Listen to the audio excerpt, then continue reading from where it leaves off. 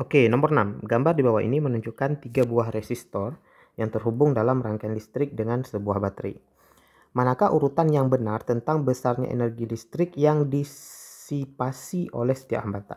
Nah, ini yang ditanyakan adalah energi disipasi ya, teman-teman. Artinya energi yang digunakan atau energi yang ada pada setiap resistor ini. Nah, kita tahu rumus energi, kalau kita recall kembali, kita ulang kembali, V kali I kali T. Nah, dengan asumsi bahwa energi yang digunakan dalam waktu yang sama, maka kita bisa mengabaikan waktunya. Jadi untuk melihat energi, kita cukup melihat dua hal, yaitu potensialnya gimana, arusnya gimana. Dan ingat teman-teman, soal ini tidak menuntut kita untuk menghitung energinya. Kita cuman ditanyakan energi mana yang paling besar, gitu ya. Oke, kita bandingkan pertama antara yang 100 dengan 300 gitu ya. Antara 100 dan 300. Nah, antara 100 dan 300 itu adalah rangkaian seri. Kalau rangkaian seri, arusnya sama gitu ya. Jadi kita tidak perlu melihat arus lagi. Berarti tinggal kita lihat V-nya saja teman-teman gimana. Nah, kalau rangkaian seri, arusnya kan sama teman-teman ya. Nah, karena arusnya sama ya, maka hambatan dengan nilai yang paling besar itu akan menyimpan potensial yang besar ya. Jadi maksudnya gini, jadi kalau seri itu artinya kalau R itu kan R100 lebih kecil ya, lebih kecil dari R yang 300 ya. Itu artinya V pada si 100 akan lebih kecil dibandingkan V pada si 300. Jadi kalau hambatannya kecil, potensialnya kecil ya. Hambatan besar, potensialnya besar. Oke ya. Nah, jadi dengan I yang sama tapi V lebih besar si 300, maka kita bisa mengambil kesimpulan bahwa si 100 itu tentu lebih kecil dari si 300. Oke ya. Atau sebaliknya gitu ya. Si 300 lebih besar daripada 100. Ya kan, ini jawabannya kayak dibalik gitu ya.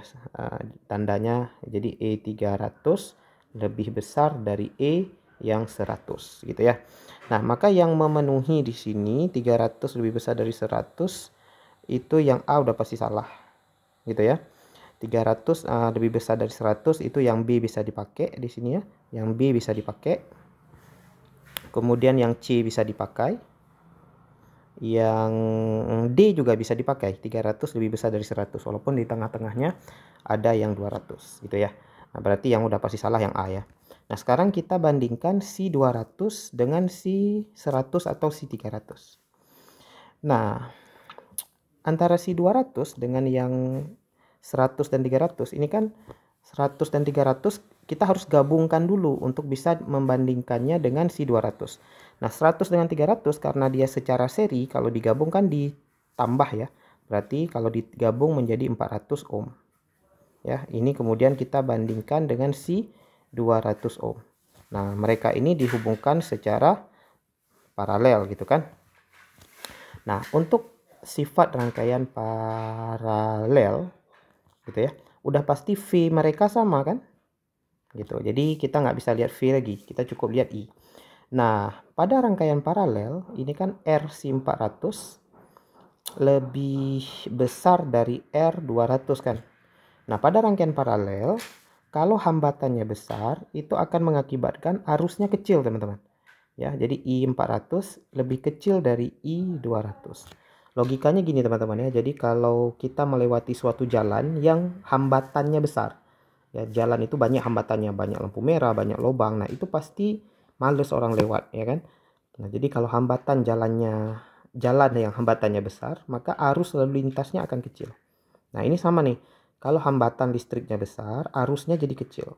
Nah, karena arusnya kecil, maka kita bisa ngambil kesimpulan E yang ada di si 200 gitu ya.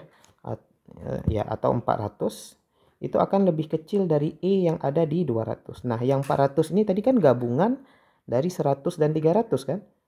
Nah, jadi dari gabungannya aja masih kalah gitu. Jadi yang paling besar ini kita bisa ngambil kesimpulan E200 itu yang paling besar. Baru diikuti E300, Kemudian diikuti yang paling kecil adalah I yang 100. Jadi 200, 300, 100. Maka jawaban yang paling tepat adalah yang B, teman-teman. Oke, gitu ya.